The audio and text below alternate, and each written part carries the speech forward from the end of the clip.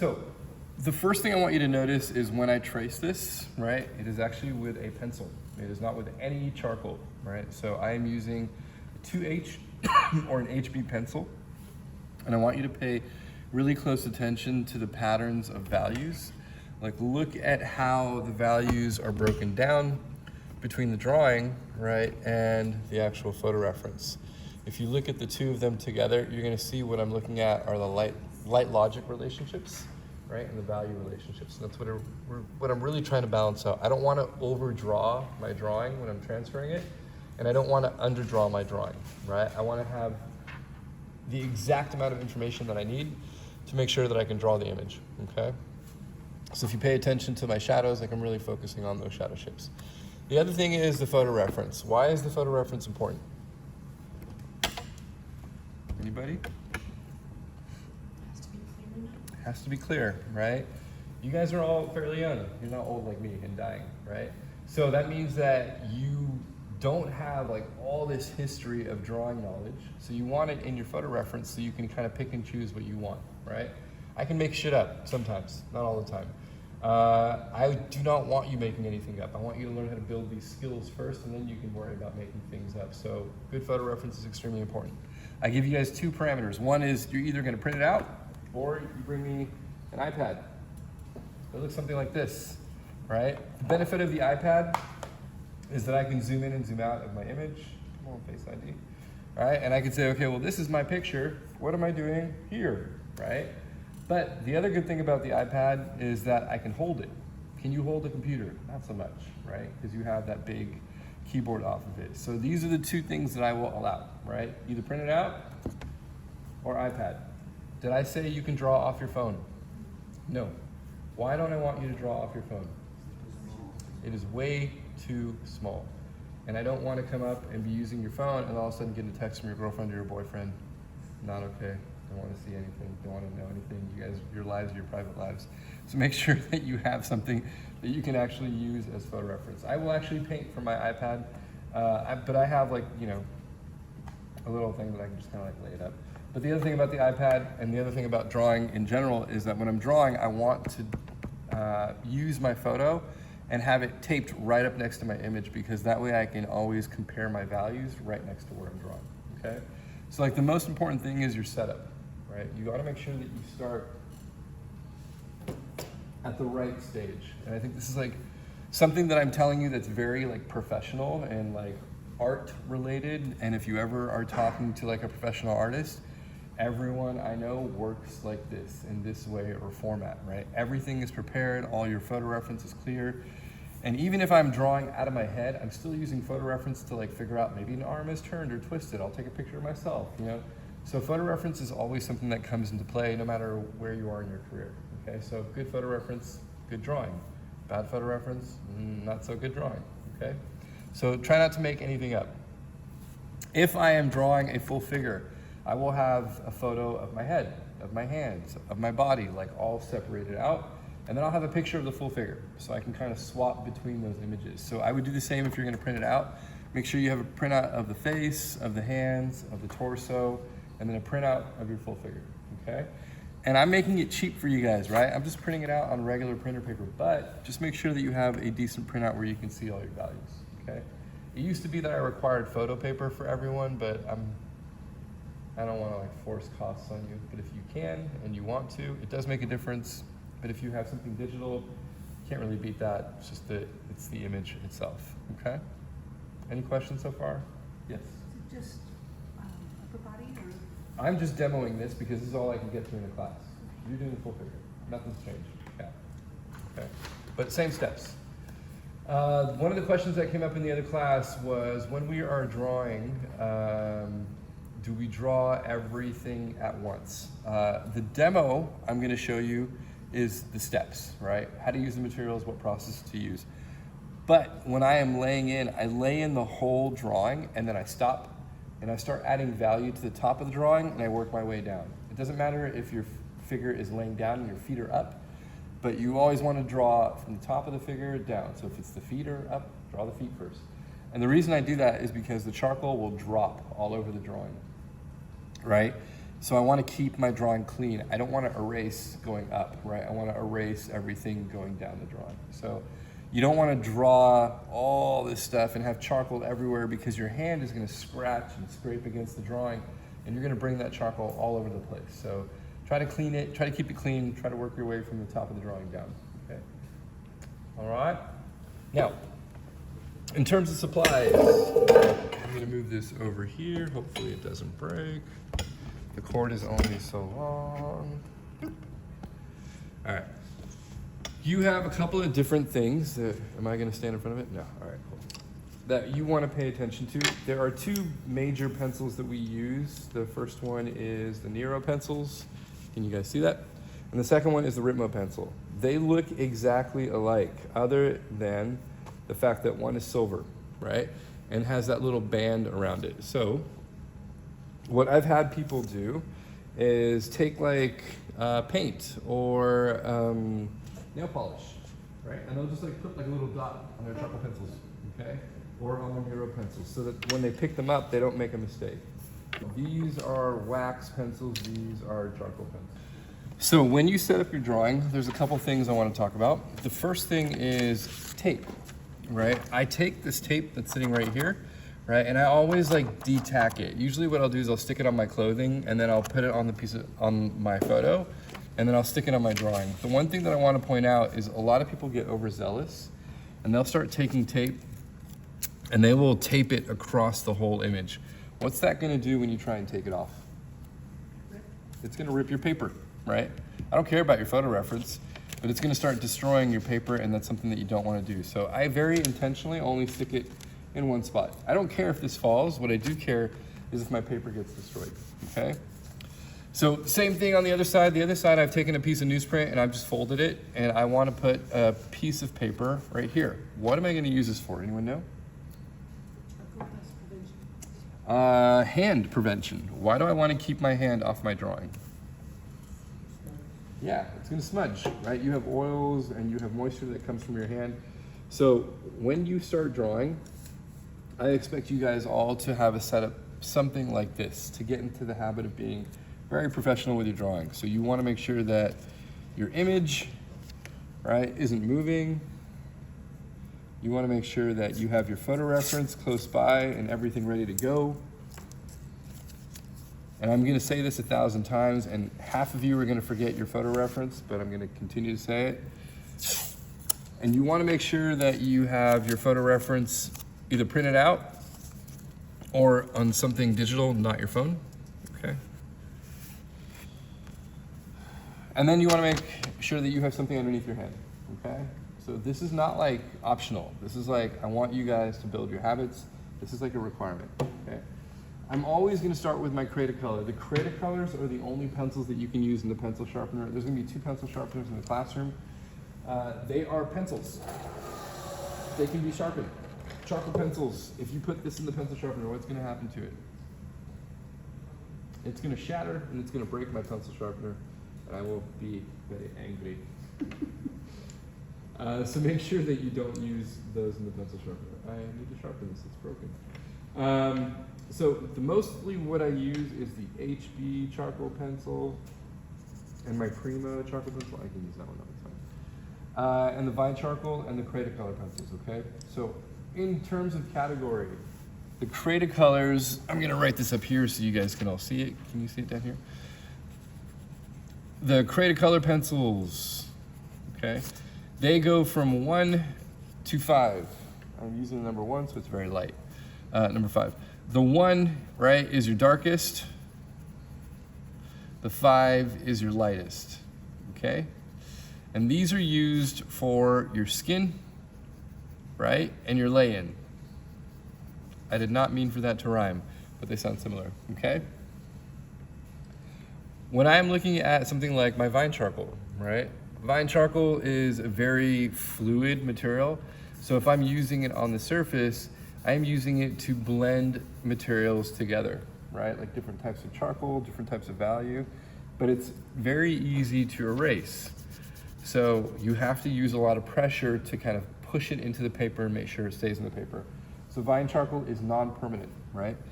When I'm talking about charcoal pencil is very different. Like, what's gonna happen with a charcoal pencil if I make a mark? Is it gonna come off? No, the charcoal pencil is gonna wanna stay. So no matter what you do, if you make a line with your charcoal pencil, you guys can't see that? It's like right where the number is. If you make a line with your charcoal pencil, that charcoal pencil is gonna stay on the drawing, okay? So I never, ever, ever draw with my charcoal pencil. The charcoal pencil is a value tool, right? It is how I put my blacks in my drawing only. So anything that's black, charcoal pencil. Anything that is gray, create a color, or vine charcoal. Anything I want to draw with is only going to be create a color, okay? Think drawing, think create a color, because it will let you make mistakes and you can fix those mistakes. I can erase my create a color pencils. In the early stages of your drawing, like when you are tracing it, what do you want to use one more time? You want to use your HB or 2H pencil, okay? You don't want to use anything else, okay? Because I can make as many marks as I want with this, and on this paper, I can erase all those marks, right? Charcoal is always going to stay there. It's never going to go away, okay? We good? All right. So we want to lay in the drawing first. If I take charcoal dust and wipe it on top of my drawing right now at this stage, the charcoal dust is going to destroy everything. But the charcoal dust is a great tool because it helps us to get a lot of values down really quickly. But before I do that, I want to start with my drawing. So I always start with the hardest create a color pencil first. I'm going to start with like a number 5, and you're going to see the number is right there. It's in that little circle right on the back of your pencil, okay? So always, always, always sharpen your pencils before you start. And then the first thing I want to do is start to lay in her values, okay?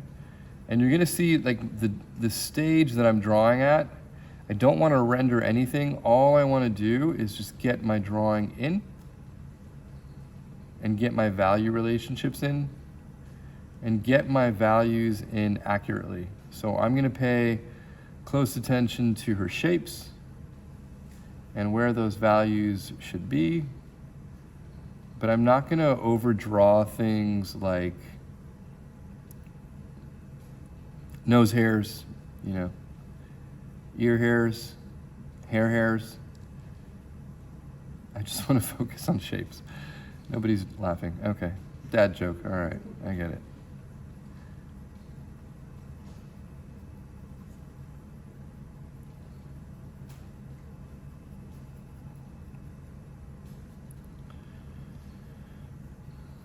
And when I'm drawing with my create a color, usually I'll just draw everything in at the same value. The only time I'll separate values, maybe have like 2 values, is something like the eye, where I want to see a separation between the pupil, right, and maybe the iris. And that is okay, right? Okay. All right.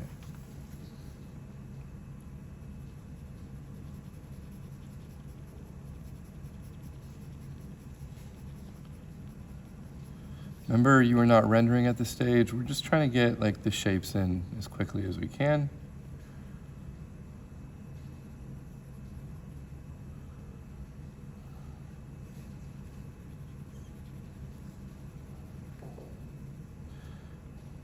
So what I'm really trying to do is just to preserve the drawing that I made with my pencil by adding some value into it. But make sure those values are accurate to the shapes that you're trying to draw. Okay.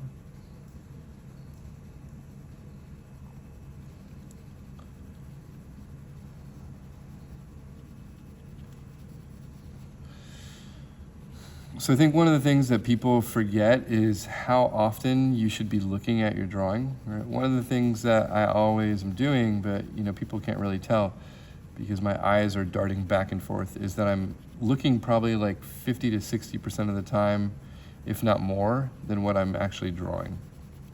So my pencil is just kind of like working automatically, and I'm just double checking my shapes all the time. Just making sure that I'm drawing where I want to draw in the right spot. Even with something like hair, I just want to make sure that I have those shapes correct. Her hairline's in the right spot, because things are going to move around as I get more and more value onto the surface. So it's important to start as accurately as you can, okay?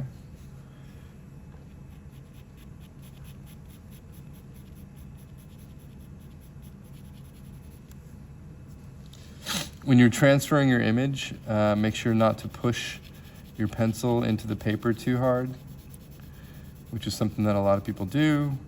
If you push too hard, you're gonna make little pathways in the paper, and those pathways are always gonna like hold value, and you'll never be able to erase them. You're gonna basically indent your paper.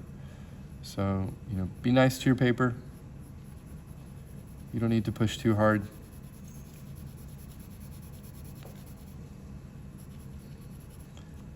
And you can see I'm trying to keep all my values just the same value, just lay in, and keep your values consistent.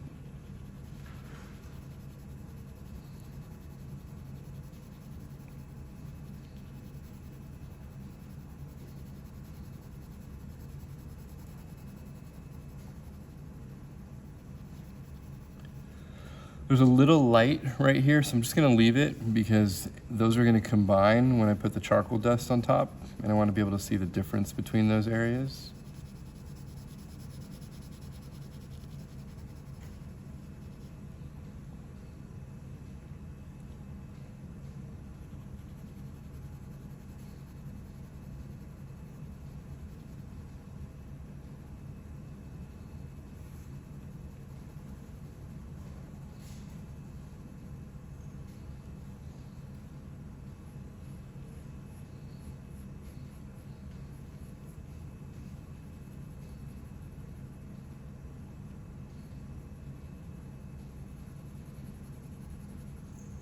Once again, one of the few areas that I'll like darken things is just the eyes, because there's some focus there and I don't want to lose those shapes.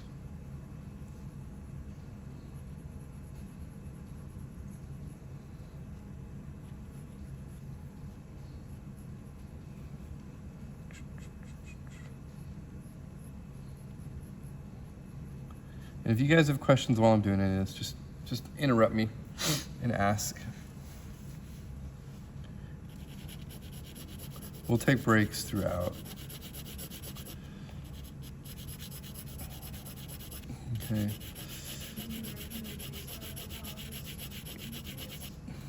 It's always good to have like an area of focus, and with the head, the eyes tend to be that area, right? Because they allow you to kind of see if your proportions are correct really quick. So I would say professionally, most artists I know work with the eyes to kind of work out of when they're doing a portrait. So I would also say the same.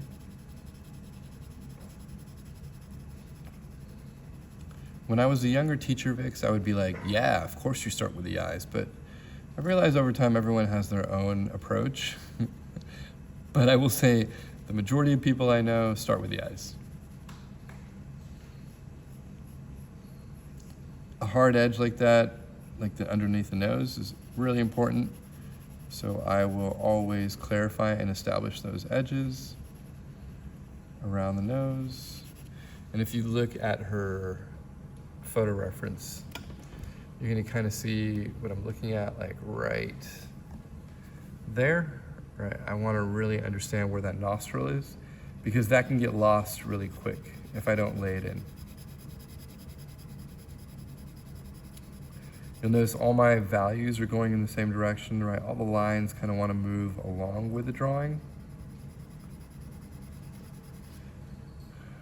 I don't want to like be really sloppy with it. I don't want lines to be going in different ways, especially on large areas of value like this, because that's what's going to make it feel more successful. And it's going to create that smooth transition on her face.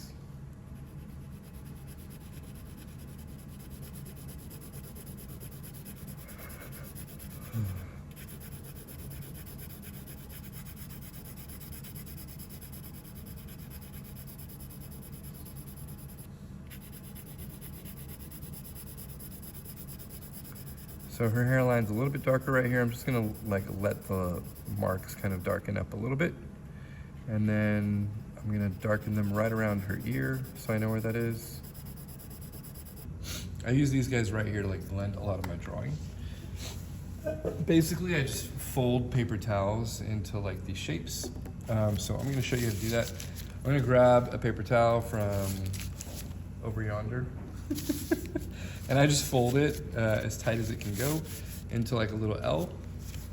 And just like you were in grade school, you're gonna make like a little triangle and just kind of fold the triangle into itself and tighten it as tight as it can possibly go. And you're gonna see it's gonna get a little bit plumpy, and that's what you want because then it will kind of like hold and support itself. And I pull the paper so that like I tighten it into itself a little bit.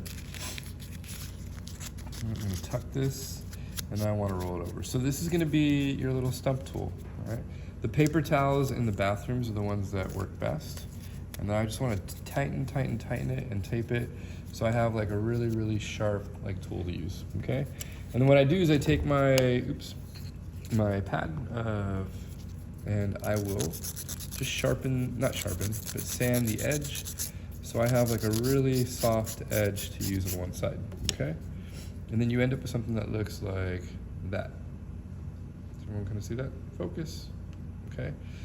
And sometimes I'll even use this sharp tip, and then I can also use the back end as well, okay? So you wanna make yourself one of these when you have a chance. I always have like a bunch of them laying around. The other thing I wanna do is make charcoal dust. And when I'm making charcoal dust, make sure that this is, the key is to make sure that my X-Acto knife is facing the right direction. I want my X-Acto knife facing up and not down. Why don't I want it facing down? You're gonna scratch it. And when you scratch it, what's gonna happen with the charcoal? It's gonna make like lines on your drawing. Do you see how that dust kind of comes up and like breaks down? Okay, so what I want is like a really fine dust. So I wanna keep my charcoal up and I wanna like graze the top of it, and you're gonna see how the dust is, well, it's much finer and it won't leave all the particles, okay? So, X-Acto up, and then I just wanna hold my charcoal, right? And I'm just gonna like, you probably want like maybe like 2/4 worth, like a quarter being, you know, that big, worth of charcoal for like a portrait. You don't really need to like sand or break down your whole charcoal stick, okay? And I'll always have these charcoal sticks in the class anyway, they're always there. You can reuse the same charcoal dust. If you don't use it, just fold up your newsprint and take it home with you and keep it in a little pouch.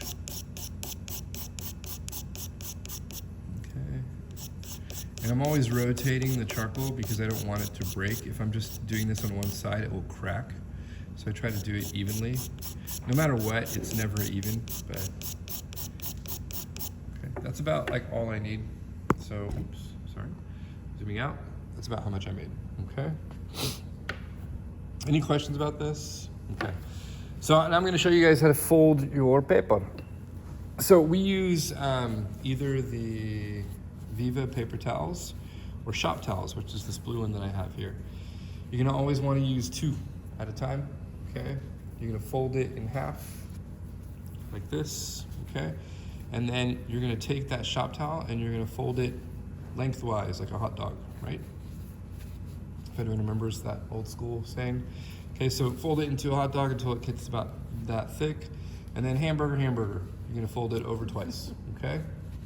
And then what I want is like a surface where I can hold the towel like this, and then I want like a flat edge. So after I've gotten to this point, I will take my finger, put it in the middle, and I will pull and then flatten that surface.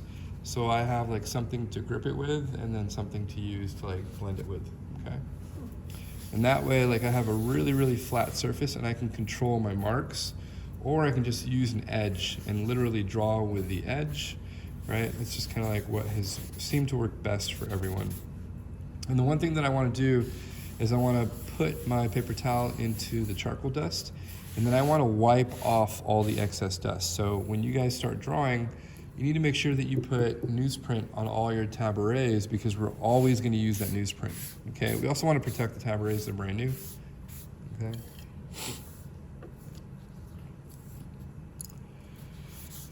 And then what I want to do is remove all the excess. I'm going to move my X-Acto so I don't stab myself. All the excess material. Stay. Until it becomes like an even mist of gray, which is like right there. That's what I want, okay? Do you see the difference in value as I move across? That is what you want, You do not want to use it when it's like that. If I use it like when it's like this, what's gonna happen to my drawing? Smudging. It's not gonna smudge. It's not gonna erase, that's the key. I don't know where my tools are. I needed an eraser. It is gone. I don't know. Everything's disappeared.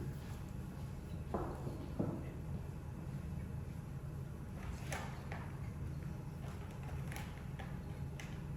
I'm just grabbing it.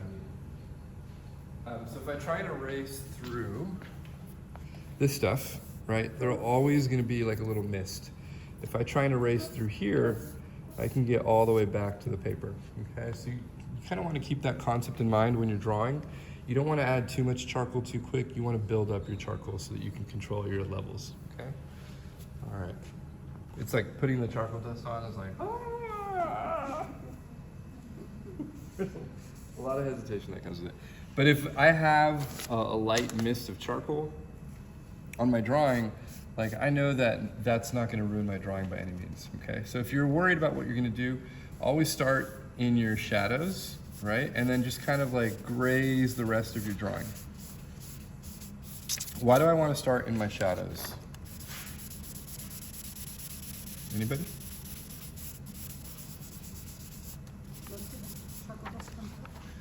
It's your dark, so if you don't need to erase or you make a mistake right there, it's in the shadows already, so it's okay. All right, that's it. If you start like in the light on your face, then you can ruin it. We don't want to ruin the pretty face. All right, so I'm just gonna kind of like blend all that back. And start there, okay? So now my drawing, which was once full value, is now like almost all gone. And you can see this is why we lay the Cretacolor pencils down first. If the pencil's already there, if the pencil wasn't there, sorry, my graphite drawing disappears, right? So it's really important to make sure that you lay in all your values really well and really clearly so you can see where you're at, okay? Does that make sense to everyone? Okay.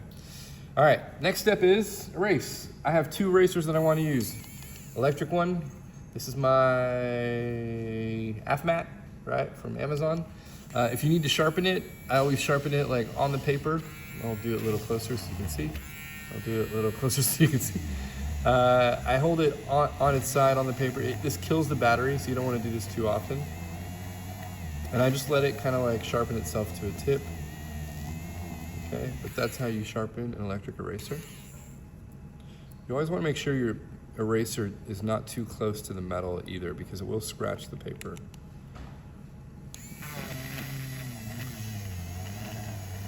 Okay.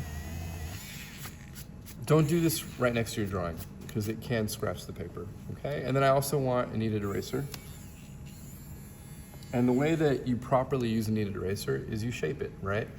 So I want to like make straight lines or really thin lines. I'll actually make like little points or flats to actually begin to shape some of the eraser marks that I choose.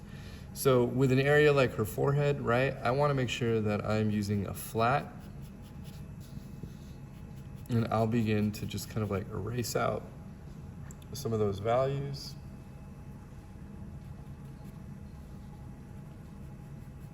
And you can see what doesn't look like a lot of value, what happens when you start erasing it out. All of a sudden that value starts to like really pop. Okay, this is why we erase first. There's a little line right there. I think it's a scratch. Okay. That's okay. All right. I'm gonna come into the nose.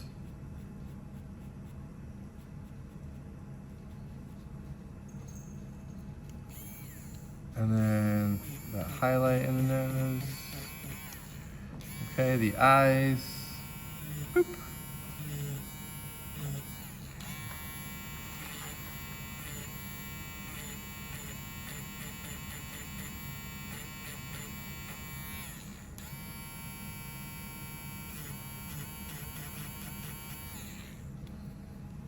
Okay, and then I'll blend out the eyes.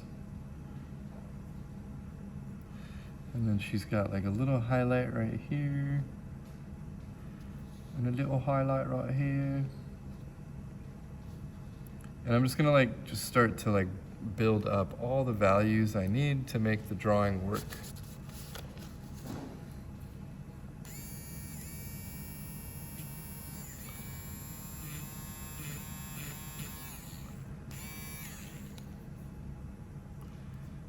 Okay, she's a little bit lighter right here.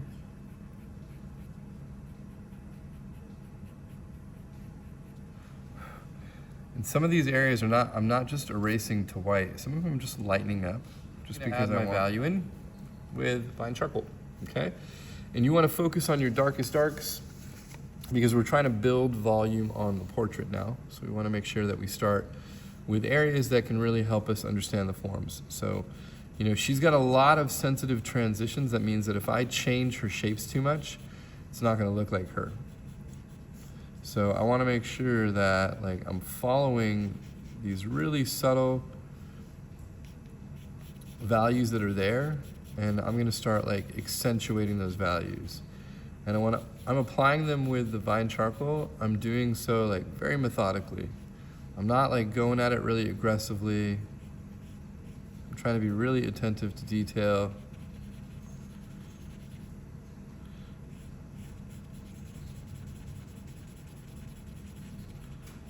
And I'm really paying attention to like her shapes and her edges. So by the time you finish drawing, you know, how many times have you drawn the same thing? Probably about 3 times. Okay.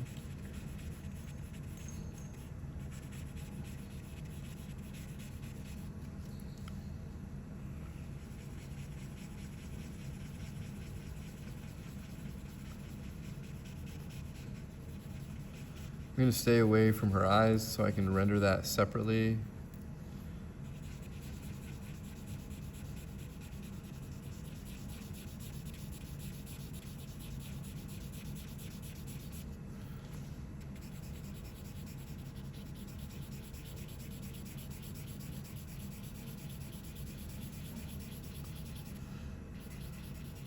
Go into her hair.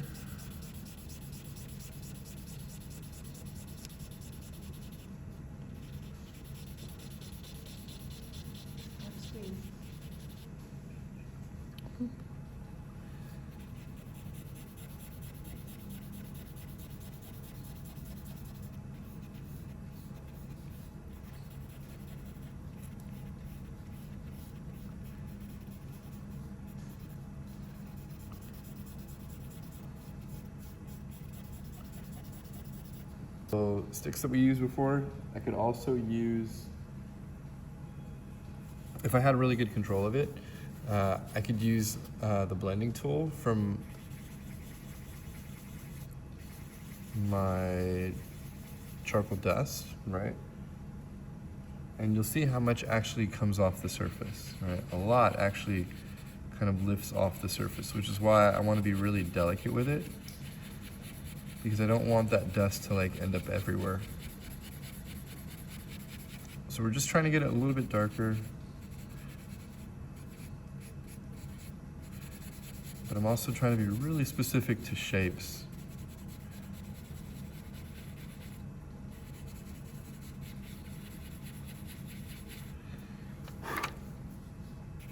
And if I don't pay it, it begins. So I'm going to start with, we'll start with a 1. So this is a number 1 Nero pencil. So it's pretty dark. I would like to go darker than this, so I'm not going to like draw it into black. So I can come in later with charcoal.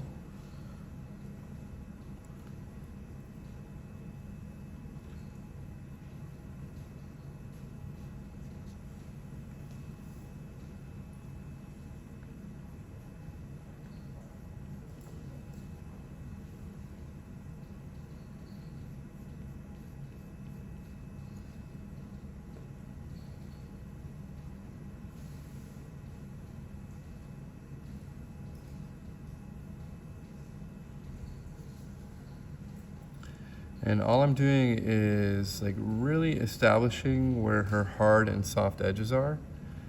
and also where my shapes are on my form.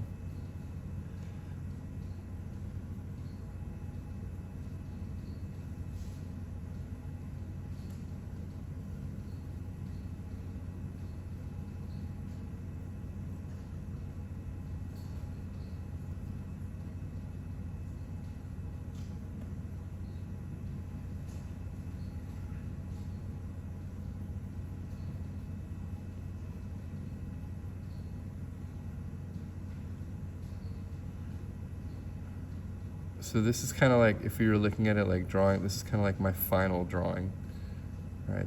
One of the last times I'll go through and I'll just kind of like double check that everything I'm laying in at the stage is accurate to her.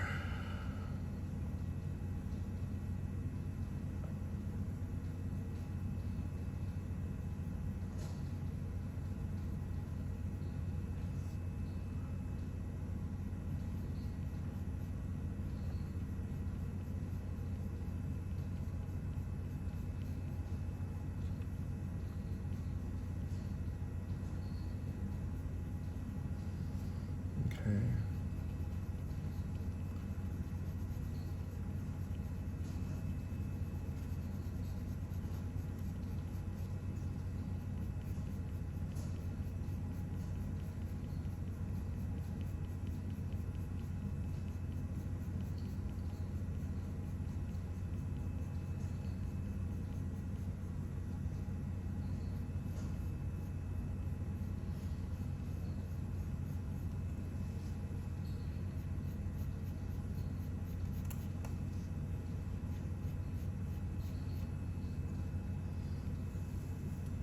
And then one of the tools I like to use is a cosmetic Q-tip, which looks kind of like this, right?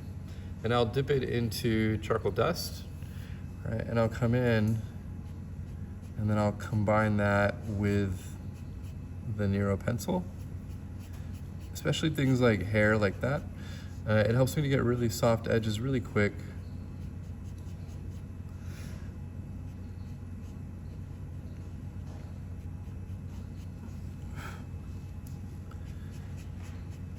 And hair is like eyebrow hair, regular hair, it's all about soft edges. So I just want to kind of build those shapes fairly quickly. So you can see like step 3 and then this step 4, and the difference between the two.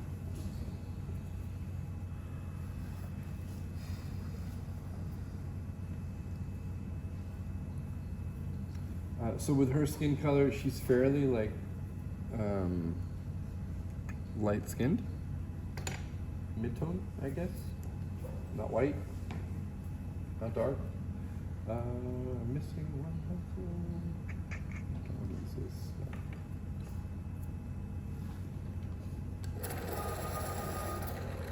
So I'm gonna use this 5H to kind of create some of those transition values because it's gonna give me a little bit more control than just the charcoal. And this is like a little trick. You wanna make sure that you add the graphite, if you're ever gonna use it, on top of the charcoal, not beneath the charcoal. So now I can create these blends that are really, really subtle. So this is that Wolf's Carbon pencil that I was talking about. So something like her eye is black. This is a 4B. So I'm gonna come in and really push that pupil value back.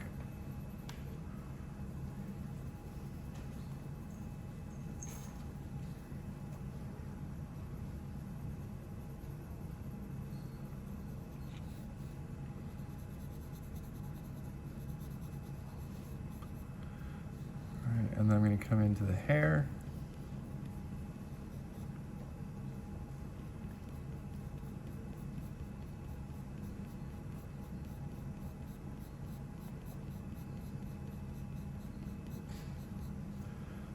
I'll just make like little lines.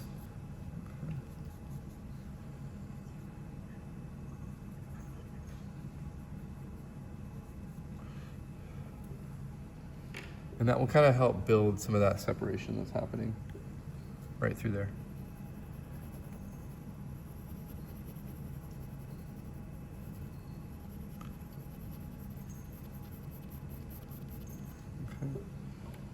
So I want black blacks. If I want really dark blacks, this is when I'm gonna pick up my Primo or my Ritmo pencil, the HBs. You gotta be really careful because if I make a mistake here, I can't really erase it. So I'm gonna come in and I'm gonna like solidify that dark around her face.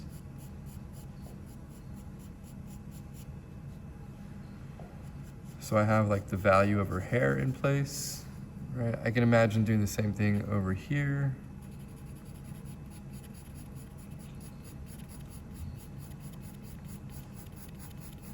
This is all her hair color.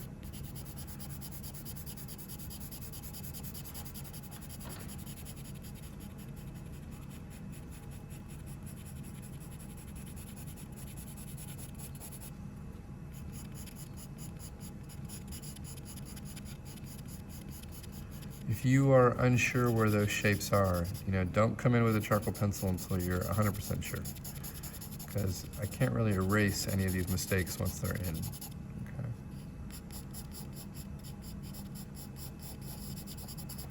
Okay. Any of these marks, what I meant to say.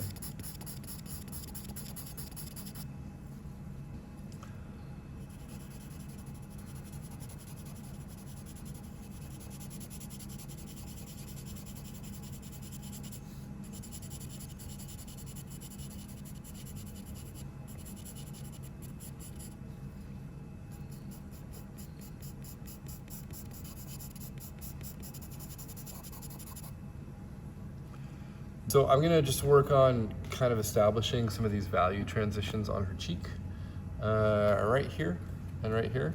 So you can kind of see how I would create that separation. And I'll kind of blend out this shape so it gets soft, because I think those are kind of key aspects of how to think about the drawing in general. So first thing I want to do is come in and draw it, right? Because I don't know exactly where it is. So I will use a very dark crater color pencil, because if I make a mistake with the crater color, I can always erase it. So I'm just going to be looking really closely at my photo reference and then coming out. And I can make a dark line because the shadow underneath this line that I'm making is supposed to be darker.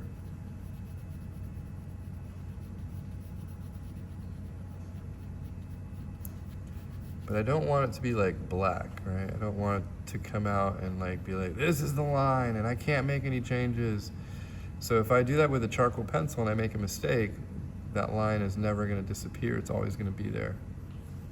So I wanna give myself room for error, right? I think of myself as like a hotbed of mistakes. So if I anticipate that I'm gonna make a mistake, then I'm always gonna be careful about how I approach the drawing, and I think that's important. I don't want to assume that every mark is gonna be a perfect mark. Even though I am that amazing. I'm just kidding, just kidding. So I'm gonna draw in her ear, and her ear goes into shadow. There's an earring right here. Okay, I just want to have like some of these shapes down. And then I want to connect her jaw right here. Okay, so that's like the first step, and I can do the exact same thing right here to the eye too. I have like that eye shape. I want to come back in and redefine the top of that lid. So that's where I'm going to erase out the light. Then the eye comes in to like a shadow. It should be much bigger. I made it a little bit too small.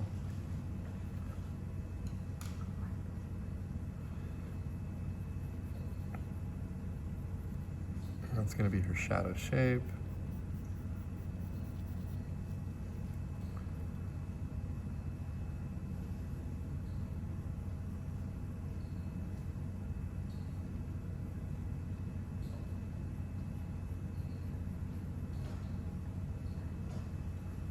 So if at any point in time you guys have questions about what I'm doing, just let me know.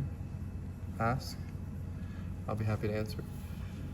But that's how I'd go through and just start to kind of like break apart those shapes, okay? Was there a question? I heard like a beep. No?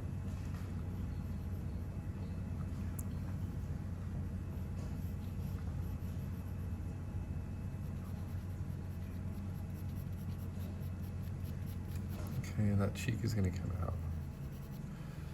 Okay, so for that cheek, I'm gonna pull up my cotton swab, my handy dandy cotton swab, and I'm gonna put it into the charcoal dust and really lightly soften up that transition, because the cheek is always gonna be a really soft transition. You can see how easy it is to do, right? I like to start with hard transitions and then kind of like find those edges. I'm gonna do the same thing here.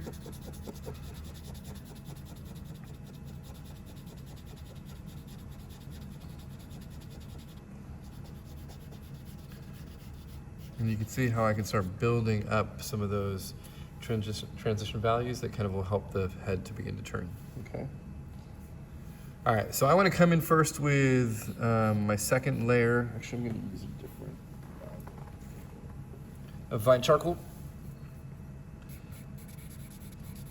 And I'm gonna push everything underneath her chin, darker.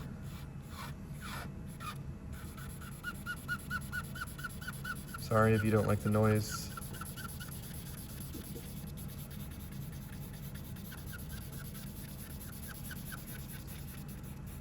You can see like I'm pretty aggressive with it because I know as soon as I hit it, it's gonna disappear mostly.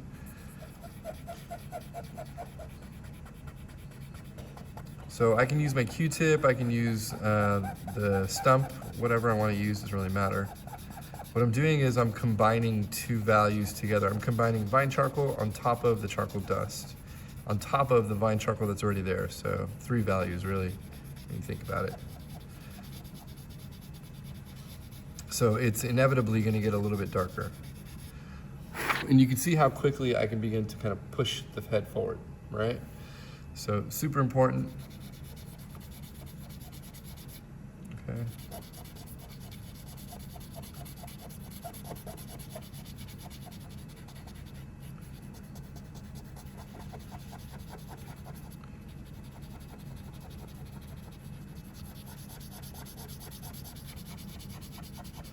And then I want to soften up her chin. Okay. And then I'm going to take my big paper towel and I want to make sure it's completely clean, right?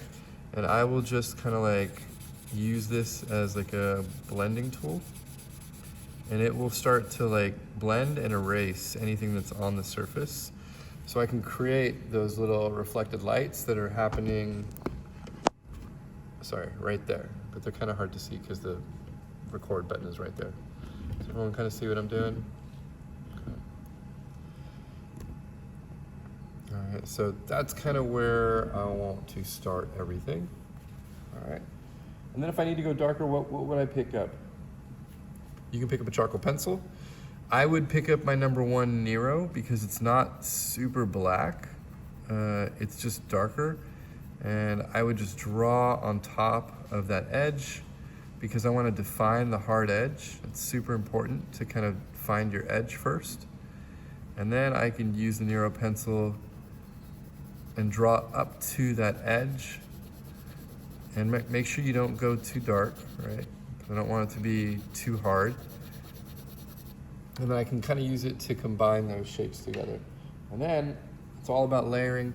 I can go back on top and layer it with charcoal dust. It seems to want to pull it off though, so that's not going to work. So I'll have to go back on top with charcoal. Okay. So this is when I'll come in with my, don't use my trim.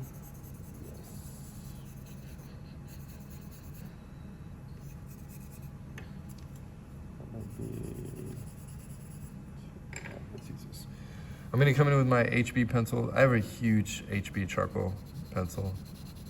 Don't ask me where I got it from.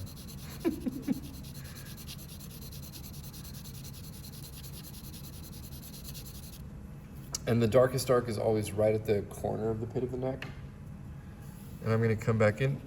Actually, I'll use my blending tool, push it into my charcoal dust. Is that what it's called? It might be called that, I forget. You're talking about like my animation days.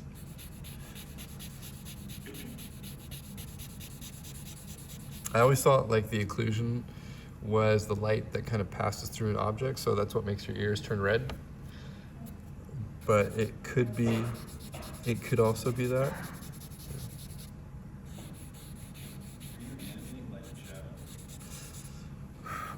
You mean when I was working? I was a technical director, an animation director. So I never really lit anything unless I was like doing like a layout design for somebody. And be like, I want this color to be this, yeah. I love looking at the Roger Rabbit like shadow layers. The old school one?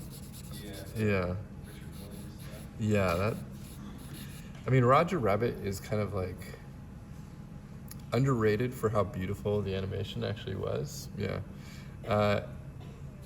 Yeah. I have a bunch of fanboy moments when I look at like really beautiful animation. I really think like animators are like modern day master draftsmen. They're just not given the credit for what they can do.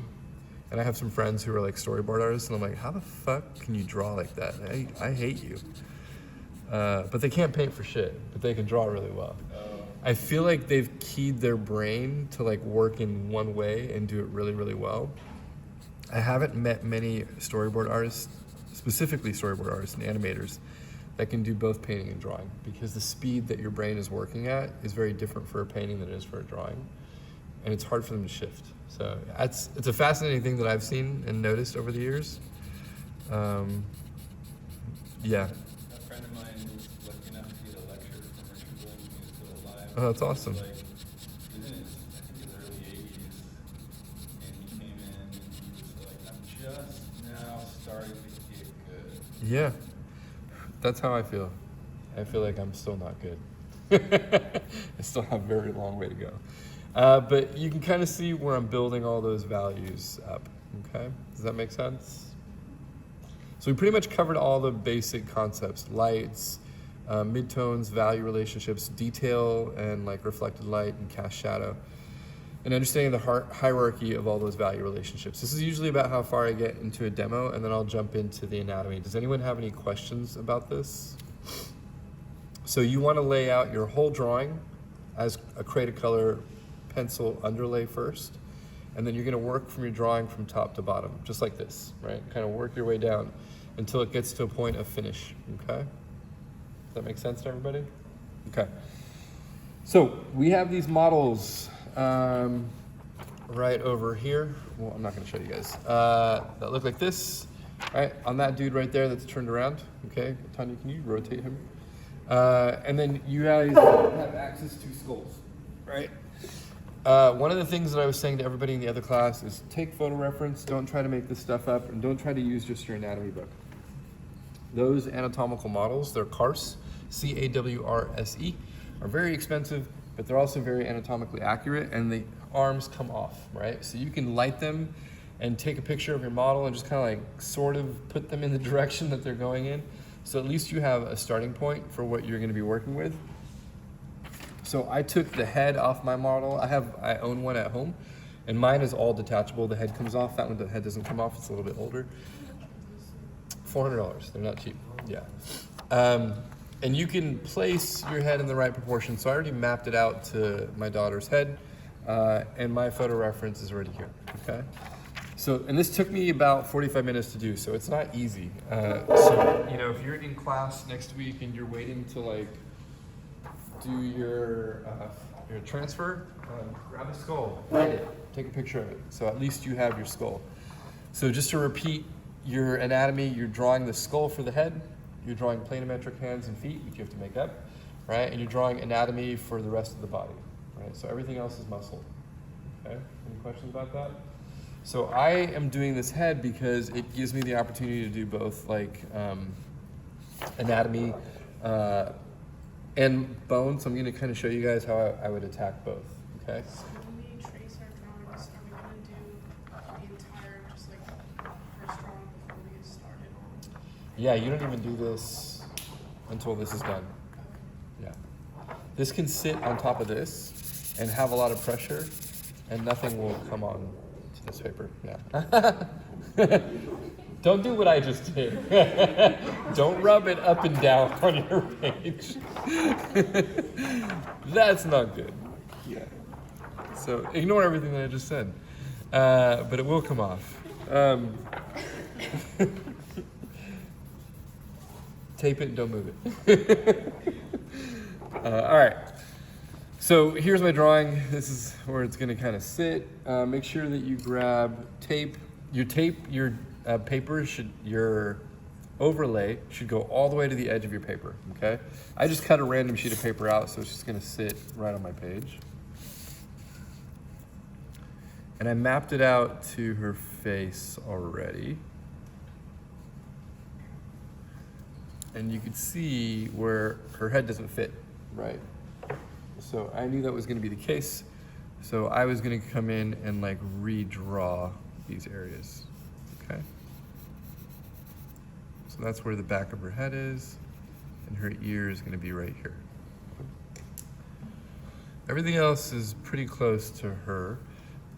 You know, the skull that you use, no matter what, it is not gonna be the same proportions as your model, because it is just a generic, I think mostly male skull. I ordered some female ones. They have not come in yet. Don't ask me why, I have no idea why. We ordered horses and they have not come in yet as well. I have given up. I'm just like throwing my hands up. I am like over it. So you guys have been with me on this wonderful journey of this new semester. And it's great that we have a new space, but it comes with its like challenges for sure. At least it's not loud. At least it's not loud. You don't know how many angry emails I sent to them, and I'm like, why the F is this still on? Turn it off, please, you mother effers. I was right at the edge. I even recorded the sound and sent it to him. And this is like the chancellor of the school. I'm like, this is what I have to live with. Can we please turn this off? And there was like it was such a stupid conversation about, we really can't make any decisions until we transfer the building to IVC's hands. And I'm like, go inside, turn it off. It's not that hard. Kill myself. Anyway. I know, and I was like, I put the microphone on for half a second. I'm like, I'm not using this. Pressing a button is a pretty serious decision. Everything's a serious decision at schools. All right, so yeah, we don't need to relive that misery. So there's a couple things you need to note about working with the Duralar, is that it's very, very, very forgiving, okay? I can erase anything off anything. So I can take my finger, dip it into charcoal dust and wipe it on the Duralar, and it will miraculously come right off, okay? So, which is cool, but it's also not cool because you could have a drawing and accidentally like wipe it all off. So just be careful. But the other thing is, like, I can add value really, really easily with it, but erasing tends to kind of like be a little bit more of a pain in the butt. So I like to use a white eraser instead of the kneaded eraser, or my electric eraser, because it will cut right through everything pretty easily, okay? All right, so the first thing I want to do is I'm going to pull up all of my daughter's values, and I'm just going to lay them in with fine charcoal. I'm not even really going to use charcoal dust. And I'm going to treat it the exact same way I would treat it as if it was part of the drawing. And you're going to see, like, I lit it very much the same, so I don't really have to like make anything up. Remember, we are assuming that none of us have any knowledge. We are all in need of like assistance. So photo reference, importante, right? It is there to help you. Okay. Boom, boom, boom. Nose. then the orbit of the eye. All right, and then the shadow. So am I making lighting up on my Ecorche drawing? No, you shouldn't be. It should be the exact same lighting that's on your figure, okay? That is number one. So you can see like I'm mapping out the lights in relationship to the Rembrandt lighting that's on her already, okay? So this is in shadow, this whole socket, right? She doesn't have an eyeball in this one, so there is no reflected light because nothing's protruding. The orbit of her temporal brow comes out, right? Hair is gonna be irrelevant, right? Shadow shape over here, and then I'm just gonna follow this shadow, come down. It's gonna fall right on top of her mouth,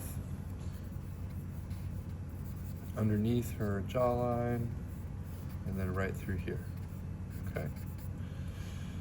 All right, and then you're gonna have two muscles that come down. You're gonna have the sternocleidomastoid and the sternocleidomastoid, and they're gonna kind of like come down like this. This is where I'll pull out a book or like make sure I'm looking at a model and see how they would look in that position, okay? She's also gonna have her trapezius like right through here, and it's gonna come up and over, and it's gonna go underneath that sweater, okay? All right, so I just start to kind of lay things out. Does that make sense? Take photo reference for as much as you need. All this stuff is here in the classroom. The lights are available for you guys, so you can take those photos at any point in time, okay? I'm gonna come in, I'm gonna use my dirty rag, and this will wipe off almost everything, right? And it will just create like a little mist.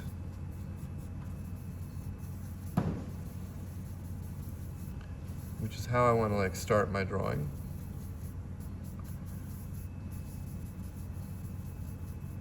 Okay. And then I'm gonna move that value across the whole drawing. Why do I wanna move the value across the whole drawing? Yeah, it's exactly like the charcoal dust. So the next step is what? Erase. Erasing is your friend. It saves you time. It will help you understand your forms. So I'm gonna put this right here so you can see what I'm looking at. I'm gonna make sure this is on top. And I'm gonna go in, and remember, your skull is not white. It's actually off-white. So what's white is actually the highlights. And you can see how quickly like I can make my skull feel dimensional. Dun, dun, dun. I forgot the cheekbone.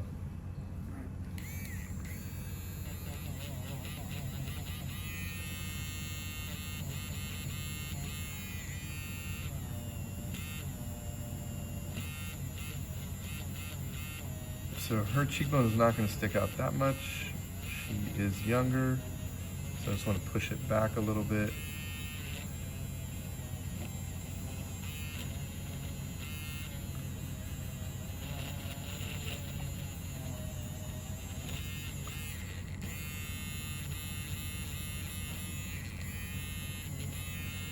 So I'm going to do a lot of drawing with my eraser. Okay. Teeth, teeth, teeth, teeth.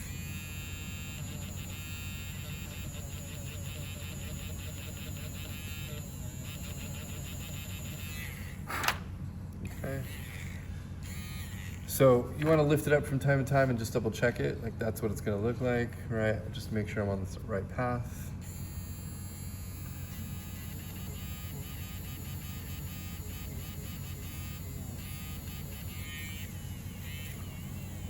So if too much charcoal ends up on the eraser, it'll start making marks.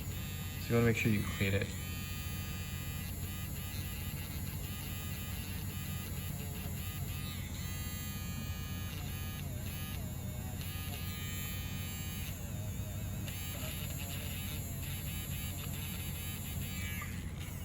All right, so that's step 2, right? And you can see I'm a lot looser with the Duralar because it's just so much more resilient.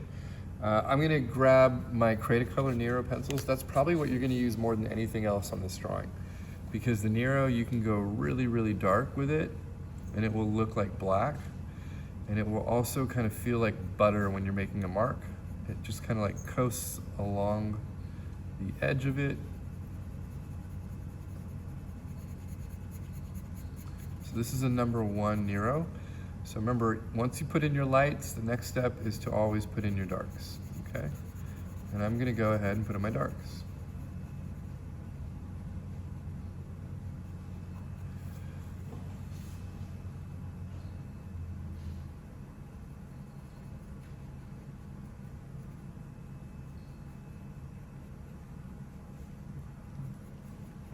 And like, who doesn't like drawing a skull, right? I think every artist is infatuated with drawing skulls. There's something about the human head that's fascinating, but it's also the shapes that the skull like has that allow for like flexibility and invention and accidents and accurate edges and hard edges and soft edges. Like, all that stuff exists within the context of a skull.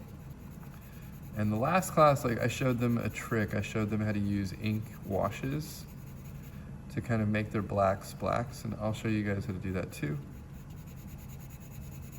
Make their blacks black. Because sometimes it doesn't feel like it's black enough on the Duralar, or dark enough, I should say.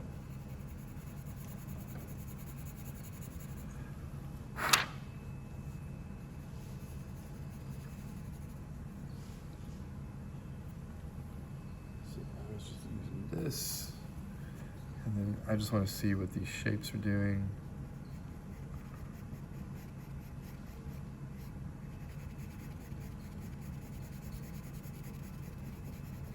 I'm just going to go in like that.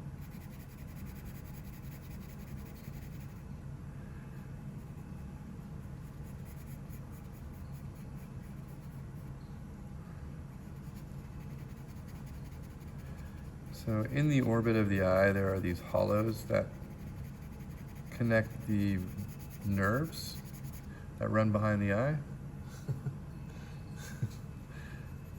Sorry, it's on airplane mode, but for whatever reason, it's still sending me text.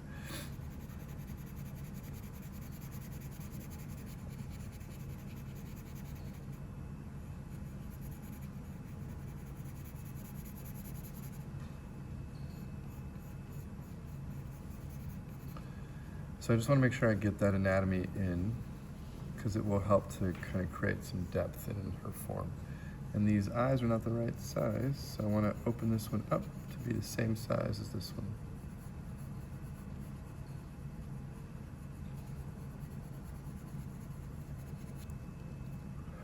Okay, and then the nose.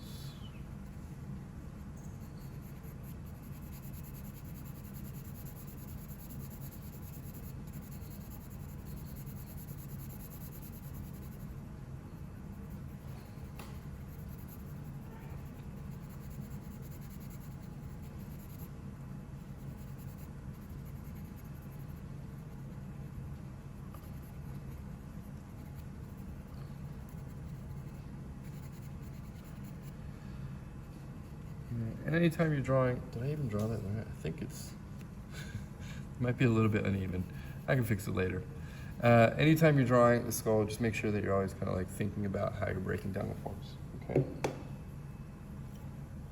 I'm gonna come in with some of my charcoal dust and just kind of push some of these marks back in space.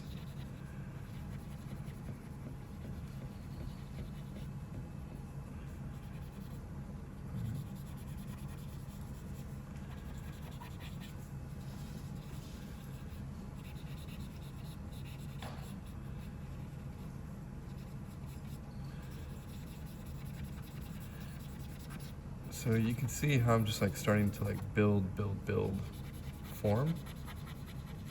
And I think that's like the key thing. Does anybody have any questions so far? You guys are really quiet today. You guys are always quiet. I'm not like surprised. Okay. The only thing that's skeleton is the head. The whole head. You could do half muscle if you want, but you gotta at least have the skeleton. This is the only skull that I had at home when I took this picture, yes.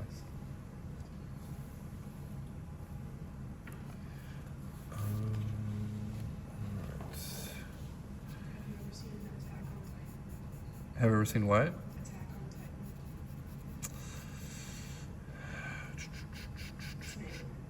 No. Yeah, no, I was thinking about it. I do not think I have. Yeah. Titans look exactly like the exposed muscle side. Oh, really? Isn't that how Iron Man got started too? It was just planimetric forms and Yeah. they figured, screw it, we're done. It's a robot.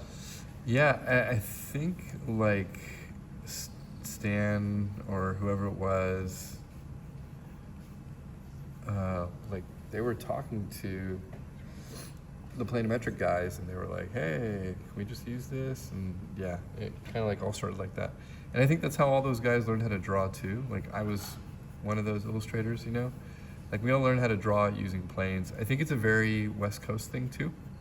Like if you go to the East Coast and you watch them draw, there aren't that many like East Coast people that end up in animation or game design or anything like that because they learn how to draw from a much more observation-based perspective. So the way that we teach it is very different between the coasts, which is kind of odd. I never knew that until later.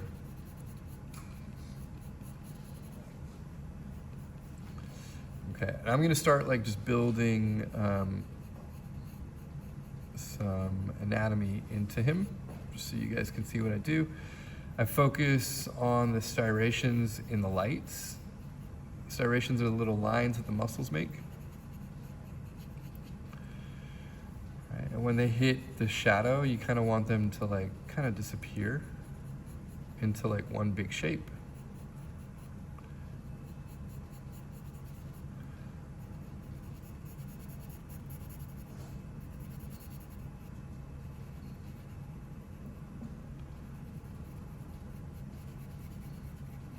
It's so funny how like skulls always look very angry. I don't know why that is. Would you say they look angry? Yeah, they always look really angry to me. To me, yeah, to me they always look smiling. Oh, really? Yeah. Maybe it's just the eyes. I don't know what's going on. Like angry brow, smiley face. I have a good association with skeletons. I just see them as like happy and jolly. That's good. I have a horrible association with clowns. Why did you watch it? I watched it when I was a kid. Yeah, that was. How'd you know? The original Steven Spielberg one, and it like ingrained in me like a hatred of clowns. The book is really weird. Yeah. It's like not just a bird, it's like an ancient turtle spider. It's great. Like he was on a lot of drugs when he was younger. Oh, for sure.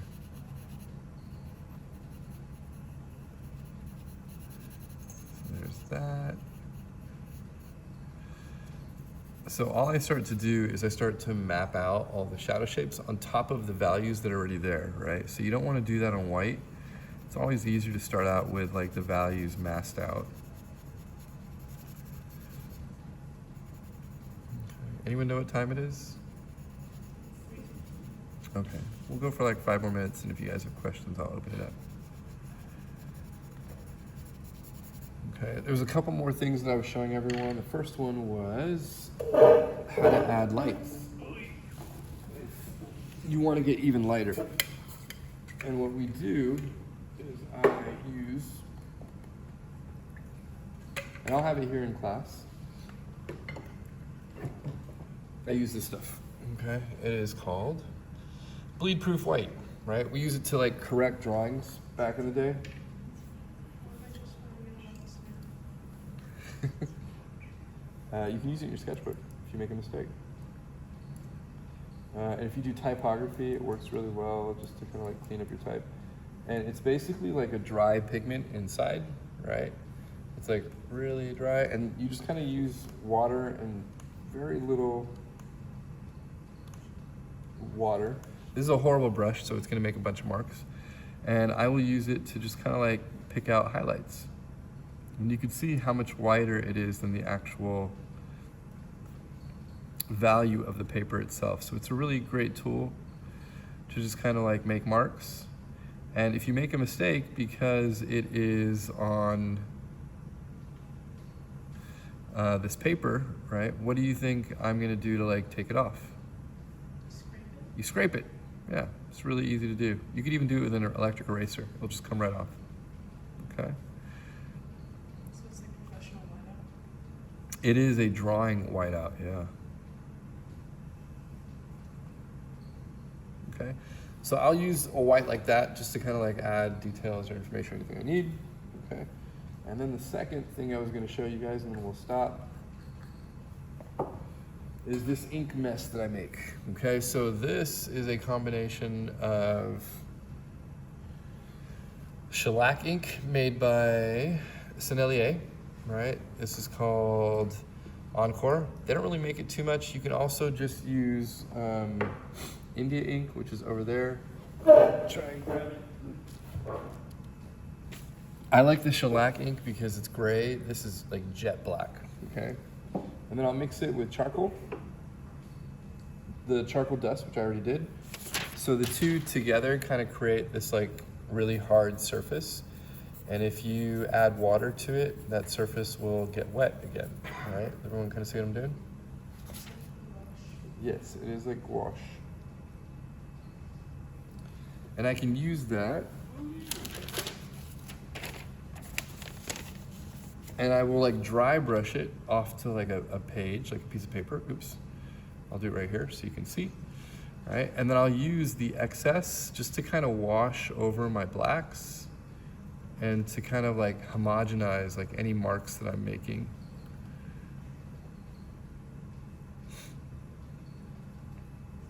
Okay, so you can also use this to kind of like help make things a little bit darker, add texture, whatever you want to do.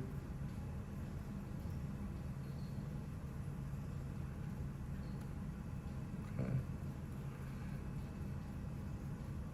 And then once it dries, right, I wouldn't say use it too much, but if you want to make some darks, once it dries, I can go back on top with like a pencil or my Creative color.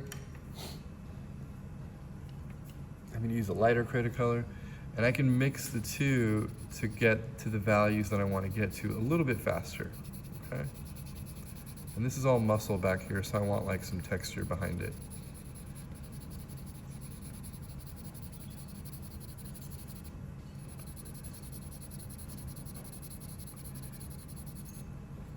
Okay. And you can see it'll like stay a little bit darker than the other areas, which I kind of like. And then I can come back in and like draw into my muscles. Okay. So that's how I would start the muscular anatomy versus the bony anatomy. Does everyone kind of see that? Okay. Any questions or anything? I'm gonna make this thing stop. All right, so there's that, and there's that, okay?